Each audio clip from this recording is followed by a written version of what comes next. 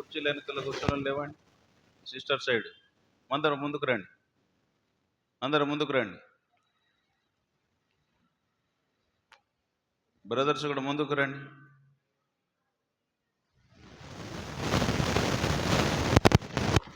Alarm సంవత్సరం అంతా దిగి అర్థమైందా? రండమ్మా రండి, ఈ కుర్చీలు దాటి యువతలకు రండి. మీరు అప్పుడు లేరు కాబట్టి వేసాం, ఇంకా స్థలం మస్తుగా ఉంది. రండి, ముందుకు రండి, ఆలస్యం చేయవద్దు. 10:30 అంటే 10:30కు వచ్చి కూర్చున్న వాళ్ళు ఉన్నారు ఇక్కడ మీటింగు.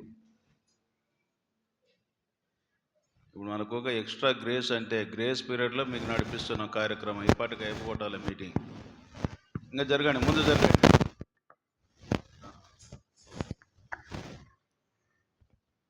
ఇది గ్రేస్ పీరియడ్. ఇది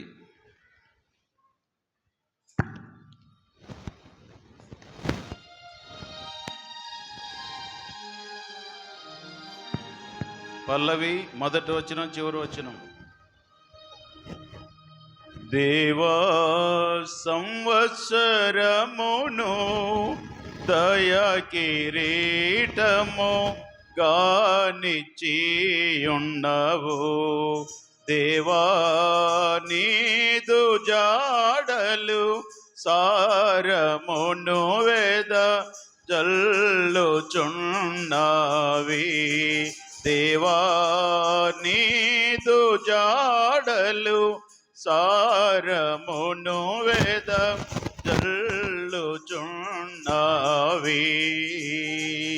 నీ మీద నా దృష్టి నిలిపి, నీ మీద నా దృష్టి నిలిపి, నీ కాలోచన నే చెప్పెదను, నీ కాలోచన నే చెప్పెదను అనిన మహోన్నతుడా. దేవా సంవత్సరమును దయా కిరీటము గానిచ్చియున్నవు.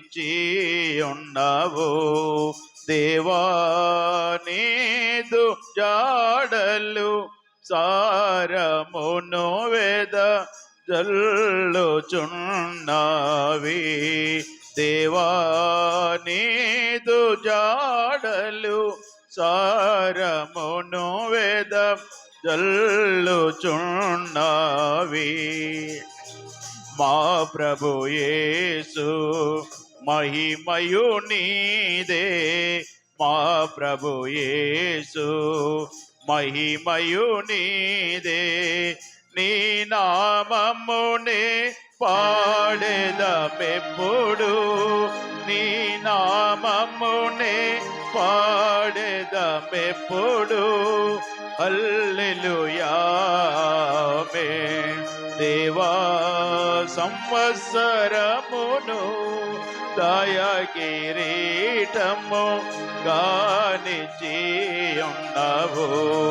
దేవా నీదు జాడలు సారమును వేద జల్లుచున్నవి. దేవా నీదు జాడలు సారమును వేద జల్లుచున్నవి. కూర్చోండి.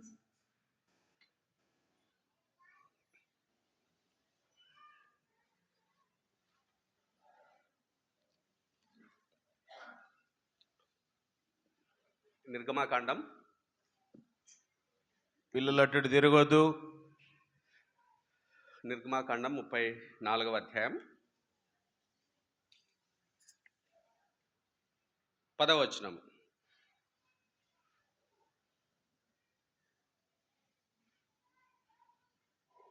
నిర్గమ 34:10 అందరం కలిసి చదువుకుందాం. అందుకు ఆయన, ఇదిగో నేను ఒక నిబంధన చేయుచున్నాను, భూమి మీద ఎక్కడైనాను ఏ జన్మలోనైనాను చేయబడని అద్భుతములు నీ ప్రజలందరి ఎదుట చేసేదను. నీవు ఏ ప్రజల నడుమనున్నావో ఆ ప్రజలందరూ యెహోవా కార్యమును చూచెదరు. నేను నీ ఎడల చేయబోనది భయంకరమైనది. నేడు నేను నీకు ఆజ్ఞాపించు దానిని అనుసరించి నడువుము. 11వ వచనం కూడా ప్రార్థన చేసుకుందాం. ప్రేమగల తండ్రి, నీ పాదాలకు యేసుక్రీస్తు వారి ఘనమైన నామం పేరిట వందనాలు, స్తోత్రాలు, స్తుతులు చెల్లించుకుంటున్నాం. ప్రభువా, మరొక నూతన సంవత్సరము మొదటి దినములో ఉదయకాల సమయమున తండ్రి మీ సన్నిధి మాకు అనుగ్రహించిన విధానాన్ని బట్టి మీకు వందనాలు. శాశ్వతమైన ప్రేమతో మమ్మల్ని ప్రేమిస్తూ విడవక ఎడబాయక ప్రభువా మీ అధికమైన కృపను అనునిత్యము మా పట్ల చూపిస్తున్నటువంటి గొప్ప ప్రేమగల దేవుడవని మిమ్మల్ని స్తుతిస్తూ గనపరుస్తున్నాను. ఎడతగని మీ వాత్సల్యతను బట్టి మీకు వేలాది వందనాలు, స్తోత్రాలు, స్తుతులు చెల్లించుతున్నాం. దయగల తండ్రి, ఉదయకాల సమయంలో ప్రభువా మరి మీ సన్నిధికి, మీ మందిరానికి నడిపించినటువంటి మీ ప్రియ బిడ్డలందరినీ బట్టి మీకు వేలాది వందనాలు, స్తోత్రాలు. ప్రభువా మరి సార్వత్రిక సంఘ వాగ్దానాలు ధ్యానించిన నిమిత్తమై ప్రభువా మీరు ఏర్పరచుకున్నటువంటి ప్రభువా యజమానుడు ఏర్పరచుకున్నటువంటి పాత్రగా, అర్హమైనటువంటి పాత్రగా పనిచేయడానికి మీ పరిశుద్ధాత్మ నడిపింపు, నింపుదల నాకు మాకు అనుగ్రహిస్తూ రండి. వినగల చెవులను, గ్రహించే హృదయాన్ని, ఆచరించే మనసును దయచేస్తూ రమ్మని ప్రార్థన చేస్తుంటున్నాం. ప్రభువా లూకాసు వార్త 12:12, నిర్గమ 4:12 ప్రకారం మీ పరిశుద్ధాత్మ ద్వారా మీ మాటలు మాకు మేలుకరంగా, దీవెనకరంగా ఉండినట్లు అనుగ్రహిస్తూ రండి. దయగల తండ్రి, వాగ్దానాల నిమిత్తం కనిపెడుతున్నటువంటి బిడ్డల కొరకై వందనాలు. వాగ్దానాలు ఇచ్చి నెరవేర్చే దేవుడు అని మిమ్మల్ని స్తుతిస్తూ కనపరుస్తుంటున్నాం. నిజమైనటువంటి ప్రభా వాగ్దానం యొక్క నెరవేర్పు మా జీవితాల్లో తండ్రి మా జీవితాల్లో మేము ప్రభా అనుభవించినట్లు మీరు సహాయం చేయండి. మీరు మా పట్ల నిర్దేశించినటువంటి మీ కార్యాలు సంపూర్ణంగా మేము జరిగించేవారుగా ఉండినట్లు సహాయం చేయమని ప్రార్థిస్తూ కొద్ది సమయాన్ని దీవెనకరంగా, మేలుకరంగా, ఆశీర్వాదకరంగా మాకు దయచేయమని మా ప్రభు రక్షకుడైన యేసు నామమున ప్రార్థించి అడిగి వేడుకొంచుంటున్నాను తండ్రి. ఆమేన్.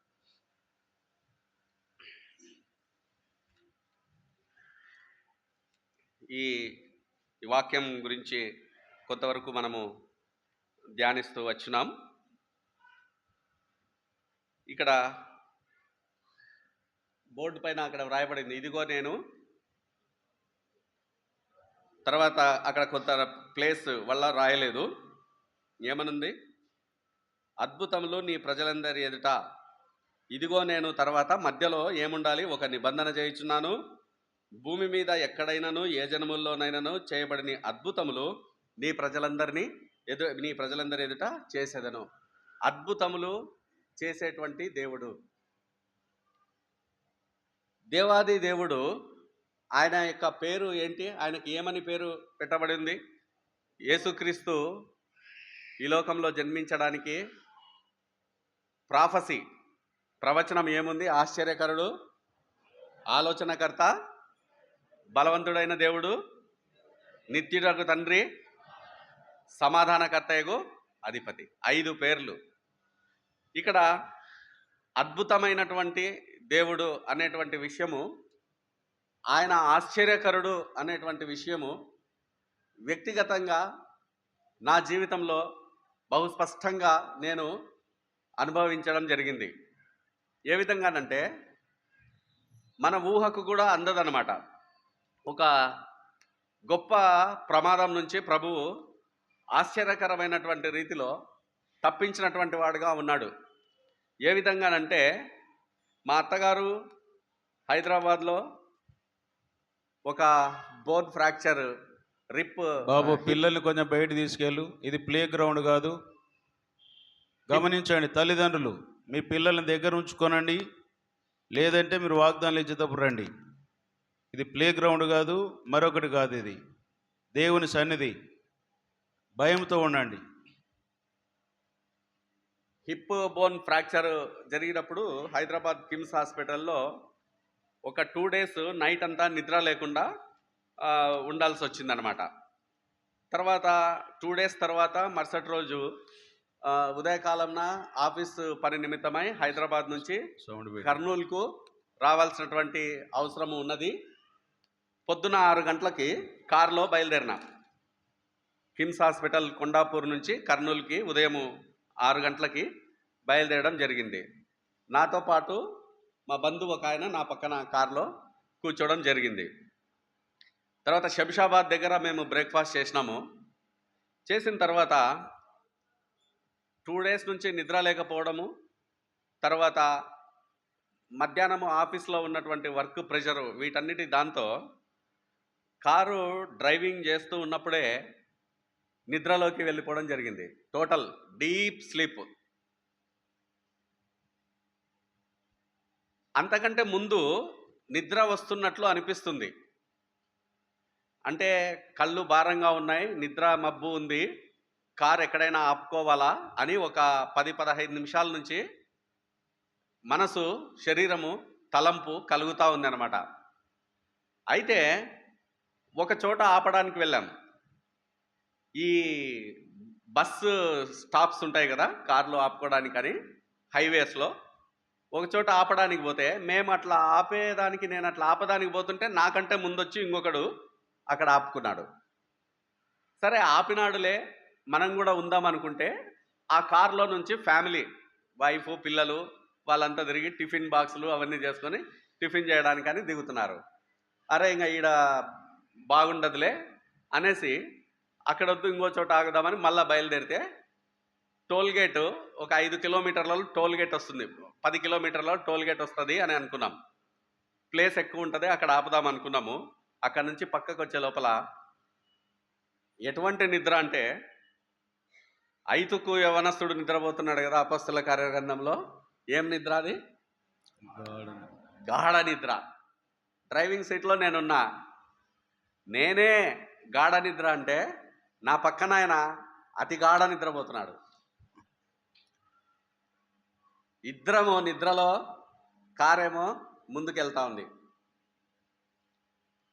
డివైడర్ను ఢీ కొట్టింది మధ్యలో, రైట్ సైడ్. ఆ స్పీడులో 140 కిలోమీటర్ల స్పీడ్ ఉంది కారు. ఎందుకు 140 కిలోమీటర్ల స్పీడ్ పోయిందంటే, నిద్రలో ఏమైందంటే కాలు యొక్క బరువు ఆ ఎక్సలేటర్ పైన పడిపోయింది. సో ప్రెస్ అయిపోయింది. అది మ్యాక్సిమం స్పీడ్ 140 పోయింది, డివైడర్ కొట్టేసింది. మెలకు రాలే ఇంకా. ఆ స్పీడ్లో డివైడర్ను కొట్టేస్తే ఏం చేయాలి? రోడ్డుకు అవతల సైడ్, ఆపోజిట్ సైడ్ వెళ్ళిపోవాలి వెహికల్. హైవేలో నిమిషానికి ఎన్ని వందల వెహికల్స్ తిరుగుతుంటాయి మనకు తెలుసు. ఆపోజిట్ సైడ్ వెళ్ళిపోయిన తర్వాత మనం అసలు ఉండడం అనేది అసంభవం. ఆ డివైడర్ను ఎక్కి కారు పల్టీలు కొట్టాలి, ఒక 50-60 పల్టీలు కొట్టాలి వాస్తవంగా ఆ స్పీడులో డివైడర్ను ఢీ కొట్టినప్పుడు. అయితే రోడ్డు పైన పోయినట్టు డివైడర్ పైకి వెళ్ళిపోయింది కారు. పెద్దగా ఉంటుంది కదా డివైడర్ అంటే, ఇనుపవి ఇట్లా పెట్టినట్లాంటివి కాదు. హైవేలో డివైడర్స్ చాలా వెడల్పు ఉంటాయి, రాళ్ళు ఇంత ఎత్తు పెట్టి మధ్యలో గడ్డేసి చెట్లేసి ఉంటారు కదా, దాని మీదకి ఒక మనిషి ఎత్తి దానిపైన పెట్టినట్టు ఎక్కింది కారు. 1 అడుగు ఎత్తున్న డివైడరు మనిషి ఎత్తి దానిపైన పెట్టినట్టు ఎక్కింది. సరే దాని నుంచి అవతలికి వెళ్ళిపోవాలి కదా, అవతలికి వెళ్ళిపోకుండా ఆ డివైడర్ గడ్డి మధ్యలో ఒక కాలువ ఉంది, చిన్న కాలువ. రైట్ సైడ్ కారు యొక్క 2 చక్రాలు ఆ కాలువలో ఇరుక్కపోయినాయి. ఇరుక్కపోవడం వల్ల ఏం జరిగింది? కారు రోడ్డు అవతలికి పోలేకపోయింది. కారు రోడ్డు అవతలికి వెళ్ళలేకపోయింది. ఈ డివైడర్ మీదకి ఎక్కినాక కూడా ఈ రైట్ సైడు, లెఫ్ట్ సైడు అని సూచనలు పెట్టింటారు కదా, ఆ స్తంభాలను 3 స్తంభాలను కొట్టింది. 3 స్తంభాలు ఇరిగిపోయినాయి. చివరికి ఒక కరెంటు స్తంభం దగ్గర ఆగింది. ఎయిర్ బ్యాగ్స్ ఉంటాయి కదా, అవి ముఖానికి అప్పుడు కొట్టుకున్నాయి. అప్పుడు మెలకు వచ్చింది. అంతవరకు మెలుకోలేరు. నా పక్కన ఆయనకు అదే జరిగింది, నాకు అదే జరిగింది. మీరు ఇంకా ఆశ్చర్యంగా కరమైనటువంటి విషయం ఏంటంటే, యాక్సిడెంట్ అయిందని మెలకు వచ్చింది, ఏదో తగిలింది, నేను పోయి తగిలించినాను అనుకోలే, నన్నే ఏదో తగిలింది అనుకుంటున్నా. రైట్ సైడ్ డోరు ఎవరు తెరిచినారు తెలుసా? కర్నూలు యెరూషలేం విశ్వాసులు తెరిచినారు. వాళ్ళు హెబ్రోన్కు పని మీద పోతున్నారు కారులో. వచ్చి తెరిస్తే చూస్తుంటే, ఏమన్నా మీరా, ఎవరు డ్రైవ్ చేసింది అంటున్నారు నన్ను కారులో చూసి. అంటే నేనే డ్రైవ్ చేసిన అంటే, అబద్ధాలు చెప్పొద్దన్నా, కారు బుక్ని అయిపోయింది, డ్రైవర్ ఏమో చేసి ఎక్కడో పడిపోయి చనిపోయినాడేమో, మీరు ఎట్లా డ్రైవ్ చేసినారు, మీరు వెనక సీట్ నుంచి ముందుకు వచ్చినారో ముందు సీట్ నుంచి వెనక్కి వచ్చినారో తెలియదు అన్నాడు. అన్న తర్వాత కొంచెము మెలకు వచ్చింది, అంతా ఏం జరిగింది అనేది తెలిసిపోయింది. నా పక్కన ఆయనకు ఇట్లా కొట్టింది ఒకటి, ఏదో ఏదో తగిలింది, ఇట్లా తగిలింది. అది ఇట్లా తగిలితే అవుట్, ఎదురుగా తగిలితే ఆయన లేడు. జస్ట్ ఇట్లా రాసుకొని పోయింది. నాకు అసలు ఒక గీత లేదు, ఒక గీత లేదు నాకు. నేను మామూలు మనిషి మాదిరి లేచి నడిచిపోయినా. మహబూబ్నగర్లో దగ్గర జరిగింది ఇది. మా తమ్ముడు ఉంటాడు, వాడిని పిలిపించి ఈ ఎరుసలేం వ్యాన్లోనే మహబూబ్నగర్ హాస్పిటల్కి పోయి చెకప్ చేయించుకొని వచ్చే లోపల హైవే వాళ్ళు కారు తీసి పోలీస్ స్టేషన్లో పెట్టేసినారు. ఇంత లోపల కర్నూలు నుంచి ఒక ఫ్రెండ్ని ఫోన్ చేసి రమ్మన్నా, ఆయన కారు తీసుకొని వచ్చినాడు. ఆయన కారులో వెళ్ళినాము, ఎవరికి చెప్పలేదు ఏం జరిగింది అనేది. చక్కగా ఇంటికి పోయి స్నానం చేసుకొని మధ్యాహ్నం ఆఫీస్కి వెళ్ళిపోయినా. తర్వాత మళ్ళీ వచ్చి మా తమ్ముడు చెప్తే, ఆ ప్లేస్లో ఎక్కువ యాక్సిడెంట్లు జరుగుతుంటాయి, కారు గురించి కొంచెం పోలీసులతో మాట్లాడరా అంటే, కారు లేదు ఏం లేదు, తూకానికి వేయాలా అన్నారు. తర్వాత ఇప్పుడే కాదు, ఇదే స్పాట్లో ఇంకొక యాక్సిడెంట్ జరిగింది, 4 చనిపోయినారు, నేను మళ్ళీ మాట్లాడతాను, ఇక్కడ డిస్కషన్ ఉంది అని అన్నాడు. నేను మళ్ళా తర్వాత ఆ ప్రాంతానికి పోయి చూస్తే కారు డివైడర్ ఎక్కి మామూలు కారు లాగా పోవడం అసంభవం, తర్వాత అవతలకి పోకుండా ఉండడం అసంభవం, అవతలకి పోలేక కాలువ ఉండడం, కరెక్ట్ ఎక్కడైతే డివైడర్ ఎక్కిందో అక్కడి నుంచే కాలువ మొదలైంది. ఆ డివైడర్లో అన్ని స్తంభాలు కొట్టిన తర్వాత అవతలికి పోకుండా కారు రోడ్డు పైననే పక్కకు పోకుండా అట్లే నిలబడి ఉంది.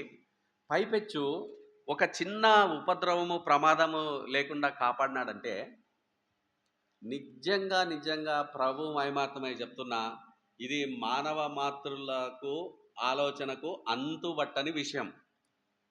ప్రభు యొక్క కాపుదల, ఇశ్రాయేలును మేము ఎక్కడికి వెళ్ళినా ఎప్పుడు వెళ్ళినా ఇంట్లో ప్రార్థన చేసుకొని వెళ్తాం. తర్వాత ఎక్కడికి చేరిన తర్వాత మళ్ళీ ప్రార్థన చేసుకొని ఉంటాం. ఇప్పుడు కర్నూలు నుంచి ఆదోనికి వచ్చినాను, కర్నూలులో ప్రార్థన చేసుకొని వచ్చాను. ఆదోనికి చేరిన తర్వాత ప్రార్థన చేసుకొని లోపలికి వచ్చినాను. కారులో ఎప్పుడు బైబిల్ ఉంటుంది. దేవుని ఈ ఇన్సిడెంట్స్ అన్నీ కళ్ళ ముందు నాకు కన్ను కట్టేటట్టు చూపిస్తుంటే నిజంగా దేవుడున్నాడని తెలుసుకోగలిగినాను. అసలు ఇంత జరిగిన తర్వాత ఏం కాకపోవడం అనేది ఎంత ఆశ్చర్యకరమైనటువంటి విషయం. కారు రిపేర్ కాలేదు, కారును ఇనుప సామాన్ల తూకానికి వేయడం జరిగింది. ఆ విధంగా పాడైపోయినటువంటి కారు మనిషికి ఏమాత్రము ఆపద కలిగించకపోవడము, ప్రమాదం కలిగించకపోవడం అనేది ఆయన ఆశ్చర్యకరుడా కాదా? ఆయన అద్భుతకరుడా కాదా? నిజంగా ఆయన ఆశ్చర్యకరుడు, నిజంగా ఆయన ప్రేమగల దేవుడు. బ్రతకడం ఆయన చిత్తం. అది మా నాన్నగారు ఎప్పుడు అనేవారు, ఏం చెప్పేవాళ్ళంటే, ఈ లోకంలో కన్ను మూస్తే ఆ లోకంలో నేను కన్ను తెరుస్తా. అంత ధైర్యం. మరణం అంటే భయమే లేదు. మరణం అంటే విశ్వాసికి భయం అనేది ఉండకూడదు అని చెప్పేవాడు. బైబిల్లో మరణానికి వేరే పదం ఏమని వ్రాయబడి ఉంది? మరణానికి వేరే పదం ఏం రాయబడింది? నిద్ర. నిద్ర అనేది మామూలే కదా, మనకి ప్రతిరోజు నిద్రపోతాం. మరణం కూడా బైబిల్ ప్రకారం ఒక నిద్ర లాంటిదే. ఏదో బ్రతికినామని కాదు, కానీ అంత అద్భుతమైనటువంటి రీతిలో ఒక ఎముక విరగకుండా, ఒక గీత పడకుండా ప్రభు కాపాడినాడంటే ప్రభు యొక్క అదృశ్య హస్తము ఖచ్చితంగా నా మీద. ఇశ్రాయేలు కాపాడు దేవుడు కునుకడు. మనం నిద్రపోయినా కానీ ఇశ్రాయేలును కాపాడు దేవుడు కునుకడు, నిద్రపోడు అనేటువంటి వాక్యము నా జీవితంలో స్పష్టంగా నేను చూడగలిగిరా. మా తల్లిదండ్రులకు నేను 3వ సంతానం. నాకంటే ముందు 2 ఆడపిల్లలు. మా అమ్మగారు ప్రతిరోజు 4 గంటలకి ప్రార్థన చేసే అలవాటు, విశ్వాస కుటుంబము. మా నాన్న కాలేజీ ప్రిన్సిపాల్గా పనిచేసేటువంటి వాడు. అయితే నాన్న డ్యూటీకి పోయి రావడము, ఉద్యోగం చేసి రావడం అంతే. కుటుంబ ప్రార్థన ఉదయం సాయంత్రం ఉంటుంది. మా తల్లిగారు మాత్రం 4 గంటలకి ప్రతిరోజు ప్రార్థన చేసేటువంటి వాళ్ళు. ఇట్లాంటి కుటుంబంలో నేను 3వ సంతానము. 2 ఆడపిల్లల తర్వాత మా అమ్మ మగపిల్లోడు కావాలా అని హన్నా మాదిరి ప్రార్థిస్తే దేవుడు నన్ను అనుగ్రహించినాడు కనుక నా పేరు సమూయేలు అని పెట్టడం జరిగింది. మా నాన్నకు దావీదు అంటే చాలా ఇష్టం కనుక మేము ముగ్గురు మగపిల్లల్లో అందరి వెనుక డేవిడ్ డేవిడ్ డేవిడ్ అని పెట్టినాడు. నా పేరు శామ్యూల్ డేవిడ్, మా తమ్ముని పేరు మైకాల్ డేవిడ్, మా చిన్న తమ్ముని పేరు ఇమాన్యుయల్ డేవిడ్.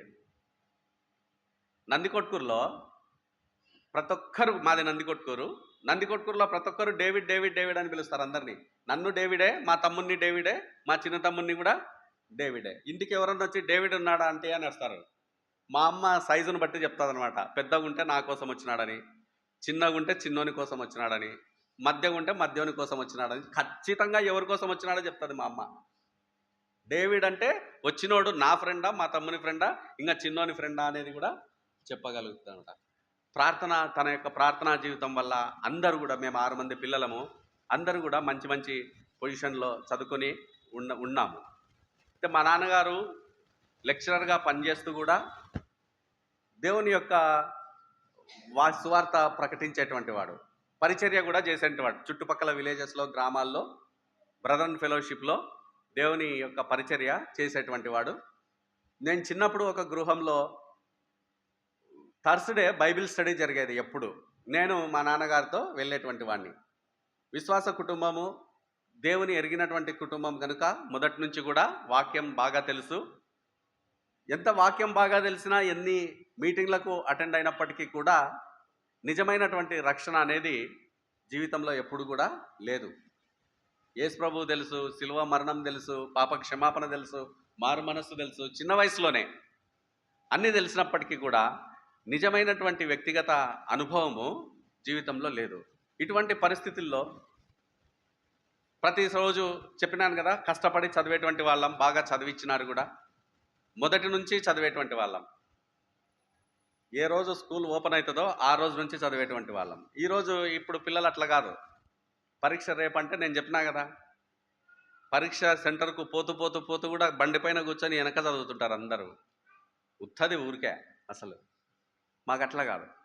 అంటే పరీక్ష రేపు అంటే ఆ ముందు రోజు అసలు చదివే వాళ్ళమే కాదు. మేము చాలా కంఫర్టబుల్గా ఫ్రీగా ఉండేటువంటి వాళ్ళం. ప్రతిసారి కూడా దేవుడు నిద్రలో నాకు ఒక కళ వచ్చేది. నిన్న రాత్రి అది చెప్పడం కూడా జరిగింది. ఏంటంటే, ఏమి చదివిండము, చదువుదాంలే ఇంకా టైం ఉంది కదా అని అనుకుంటుంటాము కలలో, నిద్రలో. రేపు పరీక్ష అనగా సరే రాత్రి చదువుదాము, ఈరోజు చదువుదాము అని అనుకుంటాం. రాత్రి 11 అయింటుంది. చదవాల్సినటువంటి బుక్ ఇంత లావు కనపడుతుంటుంది. పొద్దున పరీక్ష రాయాలా, ఆ భయంతో మెలకు వచ్చేది అర్ధరాత్రి పూట. ఆ భయంతో నిద్ర నుంచి సడన్గా లేసేటువంటి వాడిని. అమ్మా ఇది కలనే కదా నాయన, నిజం కాదు, పరీక్ష అనుకుంటుంటే అట్లా అనుకుని మళ్ళీ పడుకునేవాడిని. ఈ విధంగా చాలా కాలం వచ్చేది. ఆల్మోస్ట్ ప్రతిరోజు, రోజు మార్చి రోజు, 2 రోజులకు ఒకసారి రిపీటెడ్గా ఈ కళ దేవుడు ఎందుకు దయచేస్తున్నాడో నాకు అర్థం కాలే. అయితే బైబిల్ గ్రంథంలో దానియేలు కళ చెప్పినటువంటి భావాలు, తర్వాత యోసేపు కళ చెప్పినటువంటి భావాలు ఇవి ఉన్నాయి కదా అనేసి ఒకసారి ఈ డైలీ పోర్షన్లో ఈ కళ భావము అనే ఈ ఆదికాండంలో చదివేటప్పుడు నాకు కూడా కళ వస్తుంది కదా, దీని గురించి ఏమై ఉంటుంది. అందులో రోజు ఒక కళ వస్తే ఏం కాదు. ఓ రోజు పరీక్ష పాస్ అయినట్టు వచ్చి, ఇంకో రోజు పరీక్ష ఫెయిల్ అయినట్టు వచ్చి, ఓ రోజు అమెరికాకు పోయినట్టు వచ్చి, ఒకరోజు సింగపూర్ పోయినట్టు వస్తే ఏం కాదు. కానీ ఒక్కటే కళ అనేక సార్లు రావడంలో ఏదో తిరకాసు ఉందని అనిపిస్తే ఇక్కడ 2వ కొరింథీ పత్రిక 5వ అధ్యాయము 10వ వచనం. 2వ కొరింథీ పత్రిక 5వ అధ్యాయం 10వ వచనం. ఎందుకనగా తాను జరిగించిన క్రియల చొప్పున అవి మంచివైనను సరే చెడ్డవైనను సరే దేహంతో జరిగించిన వాటి ఫలమును ప్రతివాడు పొందునట్లు మనమందరమును క్రీస్తు న్యాయపీఠం ఎదుట ప్రత్యక్షము కావలెను. అక్కడ ఒక టెస్ట్ జరగబోతుంది. క్రీస్తు న్యాయపీఠం ఎదుట ఒక పరీక్ష జరగబోతుంది. అప్పుడు నాకు గ్రహింపు వచ్చింది. ఏమని గ్రహింపు వచ్చిందంటే, ఈరోజు న్యాయపీఠం ఎదుట నేను నిలబడినప్పుడు నాకు ఎన్ని మార్కులు వస్తాయి? నాకు ఎన్ని మార్కులు వస్తాయి? 0. ఎందుకు? రేపు పరీక్ష రాయాలా, అంతవరకు చదువుకోలే, రాత్రి వరకు కూడా చదువుకోలే. So you are going to be a failure person before God అనేది గ్రహించగలిగిన ఈ వాక్యం ద్వారా. క్రీస్తు న్యాయపీఠం ఎదుట ప్రత్యక్షమైనప్పుడు, అరే ఈ పరీక్ష అంటే క్రీస్తు యొక్క న్యాయపీఠం ఎదుట నేను నిలబడినప్పుడు నేను సిద్ధపడలేదు కదా, నేను ప్రిపేర్ కాలేదు కదా, నేను చదువుకోలేదు కదా. నేను చదువుకోలేనటువంటి వ్యక్తి నేను పరీక్ష ఎట్లా రాయగలను? ఒకవేళ పరీక్షకు పోయి రాయగలిగితే కూడా పేపర్లో నా పేరు రాసి ఇవ్వాలంతే, ఎందుకంటే నేను చదువుకోలే. కనుక ప్రభువు న్యాయపీఠం ఎదుట నేను ప్రత్యక్షమైనప్పుడు నీ పరిస్థితి ఏంటి అని ప్రభు అడిగినప్పుడు నేను ఏమి సమాధానం చెప్పగలను? నా దగ్గర సమాధానాలు లేవు. నా తలంపు, దేవుడు అనుగ్రహించినటువంటి తలంపు నేను ఆలోచించి 95వ సంవత్సరం, 95 కాదు 88వ సంవత్సరం పోస్ట్ డిగ్రీ అయిపోయింది. అప్పుడు నేను గ్రహించగలిగిన అంటే ఏంటి, దేవుని రాకడకు సిద్ధపాటు అనేది లేదు అని ప్రభు నాకు స్పష్టంగా చూపిస్తున్నాడు.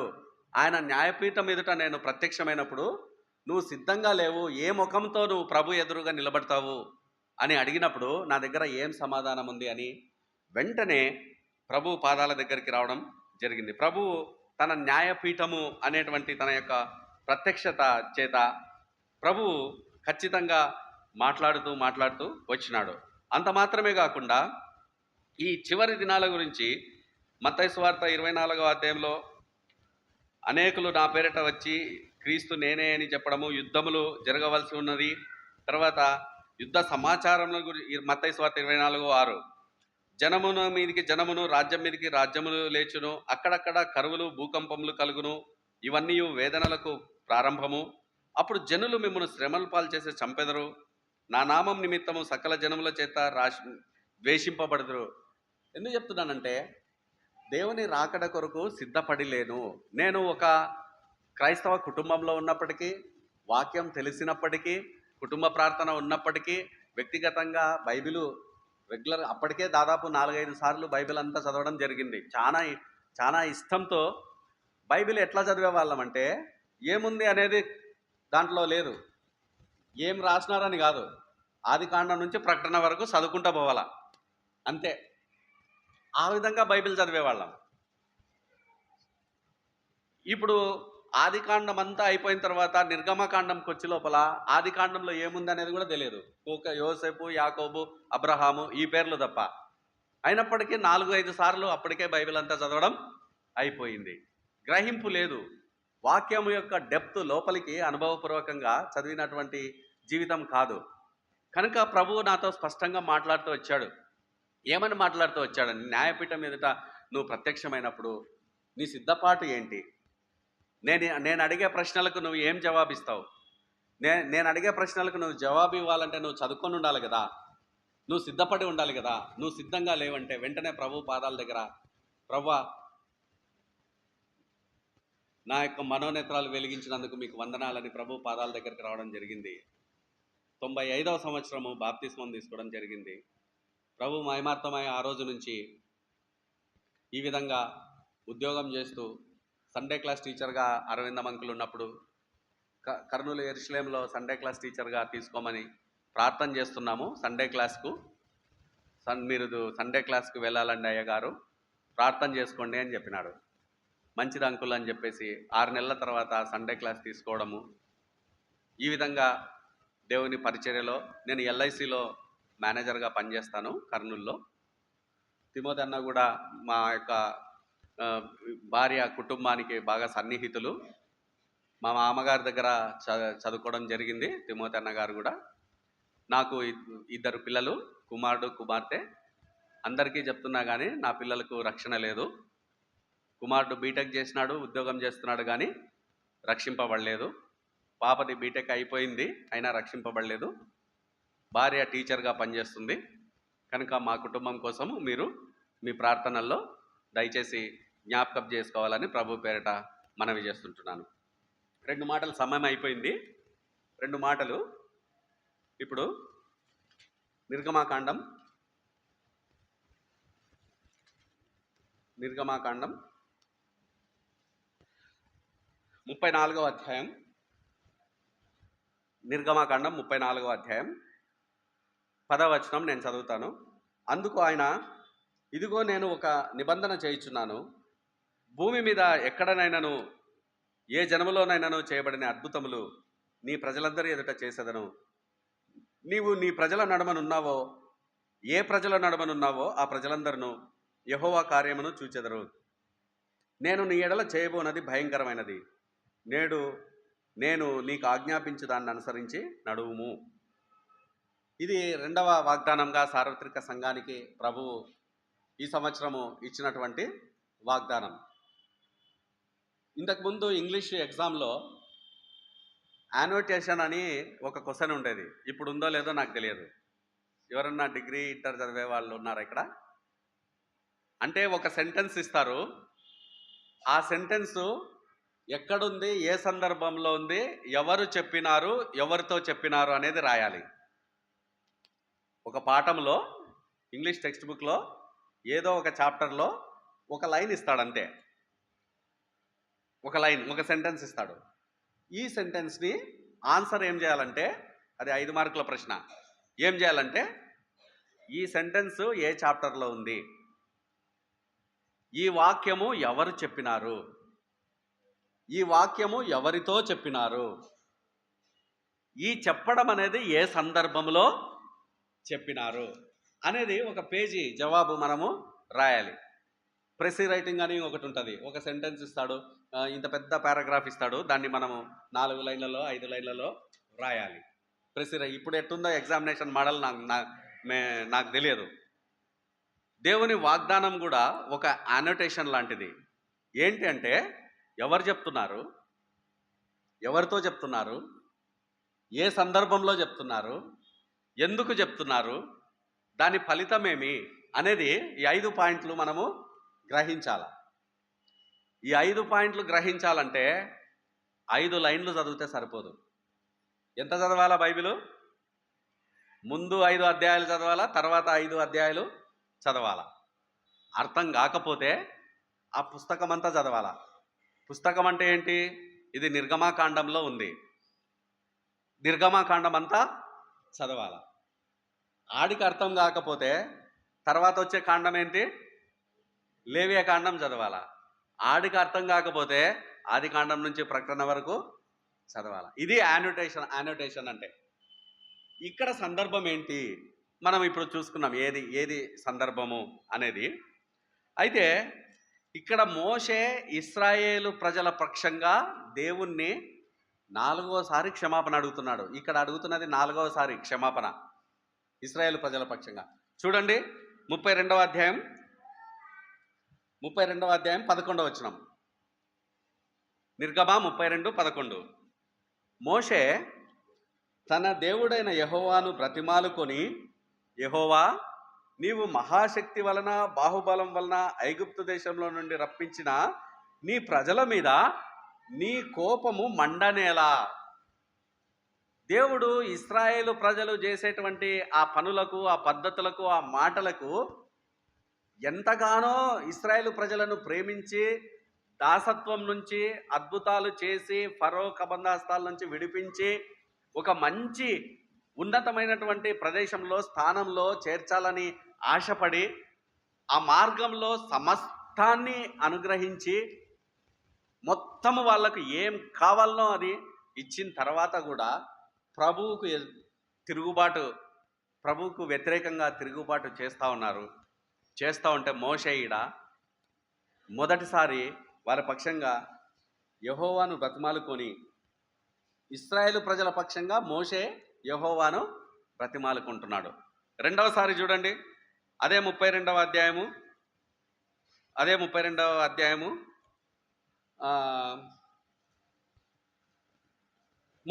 వచనం. 32వ అధ్యాయం 31వ వచనం.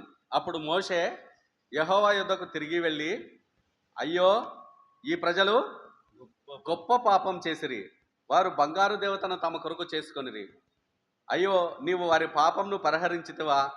లేని ఎడల నీ గ్రంథంలో నుండి నా పేరు తుడిచివేయమని బతిమాలకుడు. రెండవసారి ఇక్కడ ఇశ్రాయేలు ప్రజల పక్షంగా మోషే యెహోవా దేవుణ్ణి బతిమాలుకుంటున్నాడు. తర్వాత 33వ అధ్యాయం 13వ వచనం. 33వ అధ్యాయం 13వ వచనం. కాబట్టి నీ కటాక్షము నా ఎడల కలిగిన ఎడల, నీ కటాక్షం నా ఎడల కలుగునట్లుగా దయచేసి నీ మార్గములను నాకు తెలుపుము, అప్పుడు నేను నిన్ను తెలుసుకొందును. చిత్తగించుము, ఈ జనము నీ ప్రజలే కదా ప్రభువా అని ఇశ్రాయేలు ప్రజల పక్షంగా మూడవసారి బ్రతిమాలుతున్నాడు. ఇక్కడ నాలుగవసారి ఈ ప్రజలు నీ ప్రజలే, అయితే ఎటువంటి ప్రజలంటే లోబడనొల్లని ప్రజలు. మా దోషమును పాపమును క్షమించి మమ్మును నీ స్వాస్థ్యంగా చేసుకొనుము అని ఇశ్రాయేలు ప్రజల పక్షంగా మోషే నాలుగవసారి అక్కడ దేవుణ్ణి బతిమాలుతున్నవాడుగా ఉంటున్నాడు.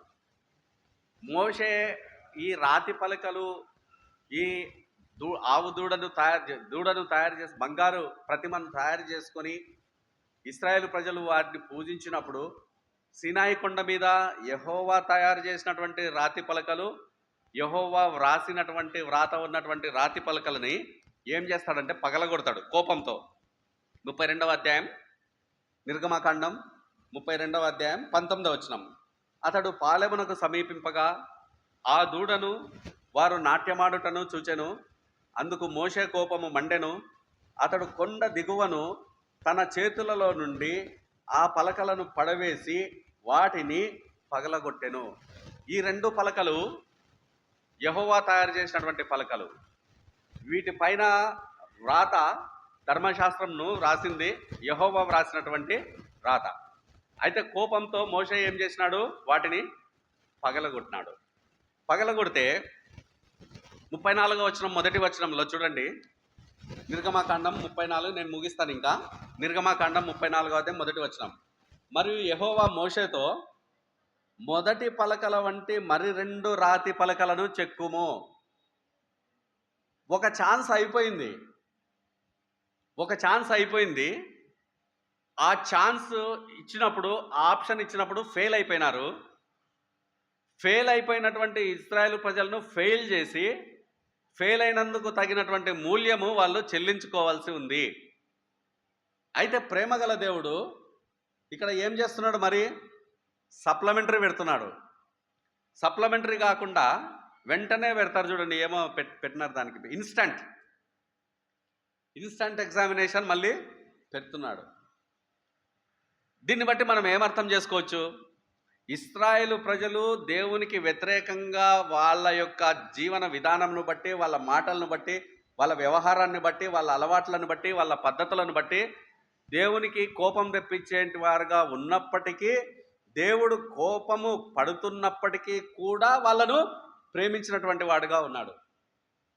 మళ్ళీ సెకండ్ టైం రాతి పలకల్ని, ఫస్ట్ రాతి పలకలు దేవుడు చేసినవి, ఇప్పుడున్నటువంటి 34వ అధ్యాయంలో ఉన్నటువంటి రాతి పలకలు మోషేను తయారు చేసుకోరా అని చెప్పేసి మళ్ళీ సీనాయి కొండ పైన ఆ ప్రొసీజర్ అంతా ఆ ప్రాసెస్ అంతా మనం ఇక్కడ చదవచ్చు. అంశం ఏంటంటే, ఒకసారి తప్పిపోయినటువంటి ప్రజలు దేవుడు ఎంతగా వారిని ప్రేమిస్తున్నాడంటే తిరిగి వాళ్ళను సరైనటువంటి దారిలో తీసుకురావడానికి మళ్ళీ ఇంకొక అవకాశాన్ని ఇస్తున్నటువంటి వాడుగా ఉన్నాడు. రెండవసారి మళ్ళీ అవసరమా ఇది?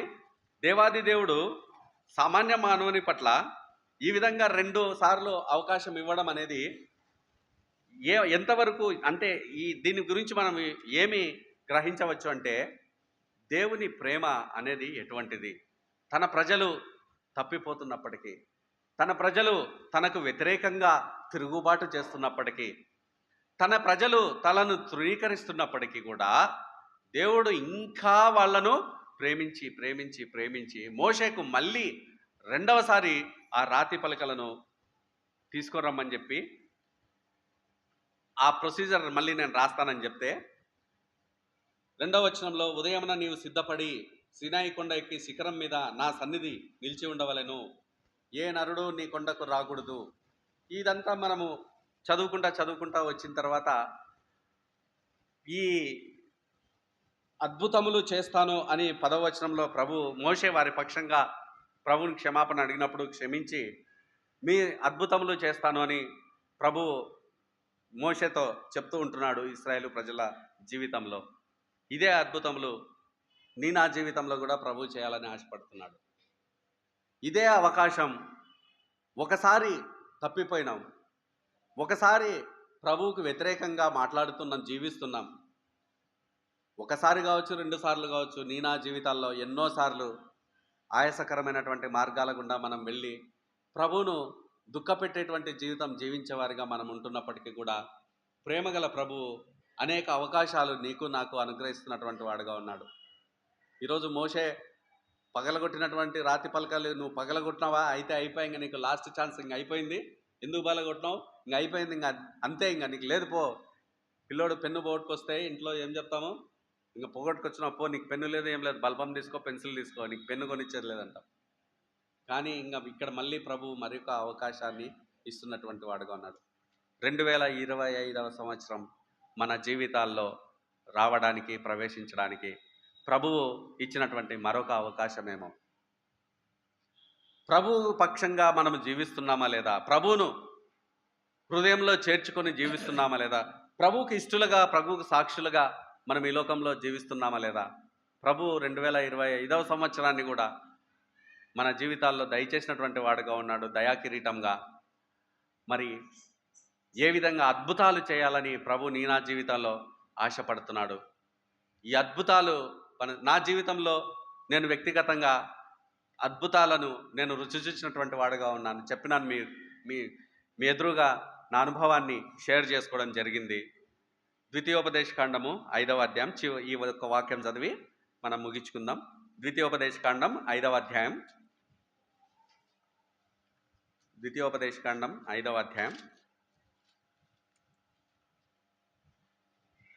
33వ వచనం. ద్వితీయోపదేశకాండం 5వ అధ్యాయం 30. ప్రభువు అనేక అవకాశాలు ఇస్తున్నాడు. ఇది ఒక అవకాశం. 2025వ సంవత్సరంలో మనం ప్రవేశించడం ప్రభు ఇచ్చినటువంటి ప్రేమపూర్వక అవకాశం. ద్వితీయోపదేశకాండం 5వ అధ్యాయం అద్భుతాలు, ఇశ్రాయేలు ప్రజల మధ్యలో చేసినటువంటి, జరిగించినటువంటి అద్భుతాలు ఈ దినాల్లో మన మధ్యలో కూడా చేయాలని ఆశపడుతున్నటువంటి వాడుగా ఉన్నాడు. అయితే నా జీవితాల్లో అద్భుత కార్యము అనుభవించాలంటే, ప్రభు యొక్క అద్భుత కార్యాలు మనం ప్రత్యక్షంగా చూడాలంటే మనం చేయవలసినటువంటి పని ఏంటంటే, ద్వితీయోపదేశకాండం 5వ అధ్యాయం 33వ వచనం. కాబట్టి మీరు కుడికే కానీ ఎడమకే కానీ తిరగక మీ దేవుడైన యెహోవా ఆజ్ఞాపించినట్లు చేయుటకు జాగ్రత్త పడవలెను. మీరు స్వాధీనపరచుకొనపోవు దేశంలో మీరు జీవించుచు మేలు కలిగి దీర్ఘాయుష్మంతులగునట్లు మీ దేవుడైన యెహోవా మీకు ఆజ్ఞాపించిన మార్గములన్నిటిలో నడుచుకొనవలెను. ఇప్పుడు 34వ అధ్యాయం 10వ వచనం చదివించిన తర్వాత నేను 11వ వచనం కూడా ఒక మాట మీతో చదివిస్తూ ఉన్నాను కదా. నిర్గమాకాండం 34వ అధ్యాయం 10వ వచనము అయిపోయిన తర్వాత 11వ వచనం మొదటి భాగాన్ని చదివిస్తున్నా. ఏముంది అక్కడ? నేడు నేను నీకు ఆజ్ఞాపించిన దానిని అనుసరించి నడుచుకొనుము. ప్రభువు ఆజ్ఞాపించినటువంటి మార్గాల్లో నువ్వు నేను నడవవలసినటువంటి, అందుకే ఈ వాక్యం చూపించాలని ఆ 34:11 వచనం మొదటి భాగం పదే పదే చదివిస్తూ వచ్చినాను. మన యొక్క నడక ఎట్లా ఉండాలంటే, ప్రభు ఒక మార్గాన్ని నిర్దేశించినాడు, ఆజ్ఞాపించినాడు. నా జీవితంలో పోవలసినటువంటి మార్గాన్ని, ఏదైనా చీఫ్ మినిస్టర్ కానీ ప్రైమ్ మినిస్టర్ కానీ వచ్చేటప్పుడు ముందుగా పోలీసు వాళ్ళు, ఆ సెక్యూరిటీ వాళ్ళంతా ఏం చేస్తారు, రెక్కి నిర్వహిస్తారు. ఆ రోడ్డు ఎట్లా ఉంది, స్పీడ్ బ్రేకర్లు ఎక్కడున్నాయి, గుంతలు ఎక్కడున్నాయి, చుట్టుపక్కల బిల్డింగ్స్ ఎంత ఎత్తులో ఉన్నాయి, ఎవరైనా ఎక్కడైనా కూర్చొని దాడి చేసే అవకాశం ఉందా, మినిస్టర్ వచ్చినప్పుడు ఎట్లా పోవాలి, ఈ కాన్వాయ్ అంతా ఎట్లా పోవాలి, ఏ రూట్లో పోవాలి అని ముందుగానే నిర్దేశిస్తారు. సెక్యూరిటీ అంతా వచ్చినప్పుడు ప్రభువు కూడా మనము ఈ నిత్యత్వం కొరకు సిద్ధపడే నీకు నాకు ఒక మార్గాన్ని నిర్దేశించినాడు. నిత్యత్వం కొరకు మనము ప్రతి విశ్వాసి కూడా 2 నిత్యత్వాల కొరకు ప్రయాణించడమే ఈ జీవితం ఏంటంటే 2 నిత్యత్వాల కొరకు ప్రయాణము. ఒకటి నిత్య జీవము, రెండవది ఇదే కదా, 2 డెస్టినేషన్సే కదా మనందరికీ ఉండేది, 2 కదా ఉండేది. అయితే ప్రభువు నిత్య జీవాన్ని ఇవ్వాలని ఆశపడుతున్నాడు.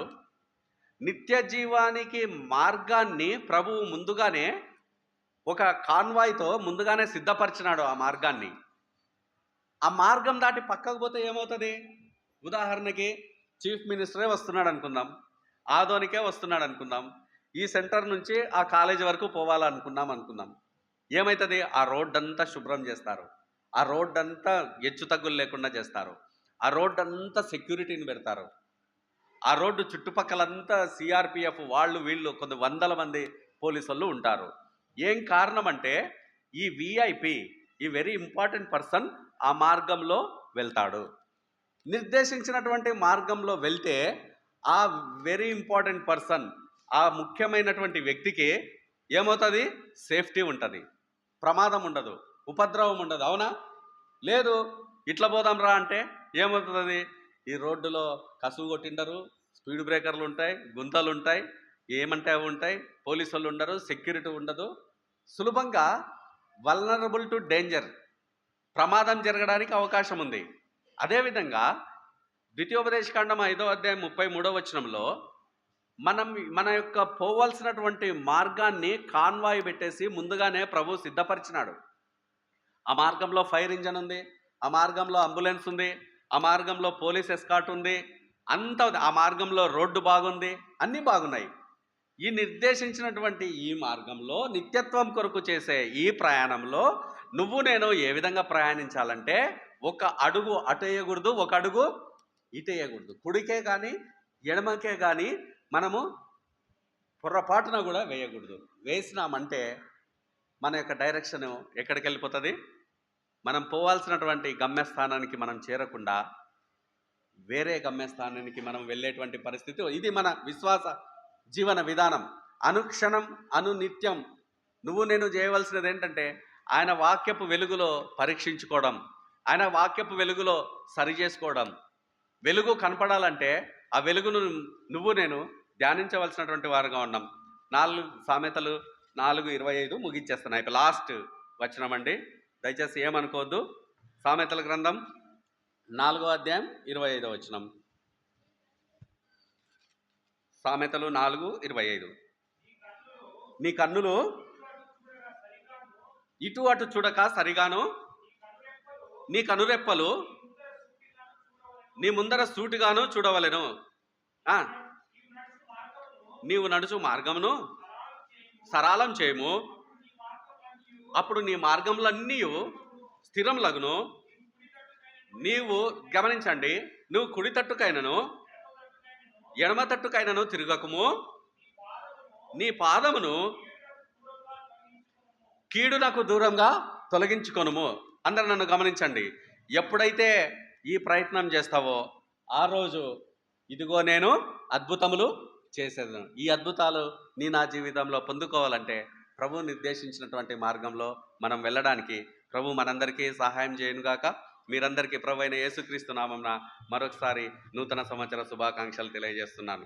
అన్న సియోను ప్రార్థనా మందిరంలో ఈ పరిచర్య కొనసాగించడానికి నాకు ఇచ్చిన అవకాశాన్ని బట్టి ప్రభువుకి ఎంతైనా వందనస్తుల్ని. మీరు నా గురించి కానీ కుటుంబం గురించి కానీ మరి ముఖ్యంగా యవన కుమారుడు కుమార్తె విషయమే, ఒక రక్షణ విషయంలో మీ యొక్క వ్యక్తిగత ప్రార్థనలో మీరు జ్ఞాపకం చేసుకోవాలని ప్రభు పేట మనవి చేస్తున్నాను. వందనాలు. Praise the lord. దయచేసి ప్రార్థనలో ఉండండి.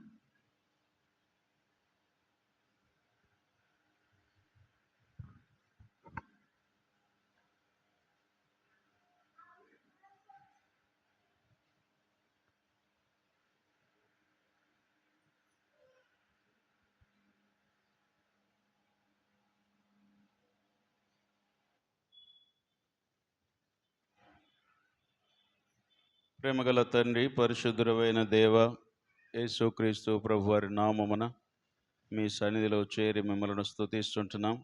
ఈ మొదటి తారీఖున ప్రభు మా తండ్రి రెండవ పర్యాయం మీ పరిశుద్ధమైన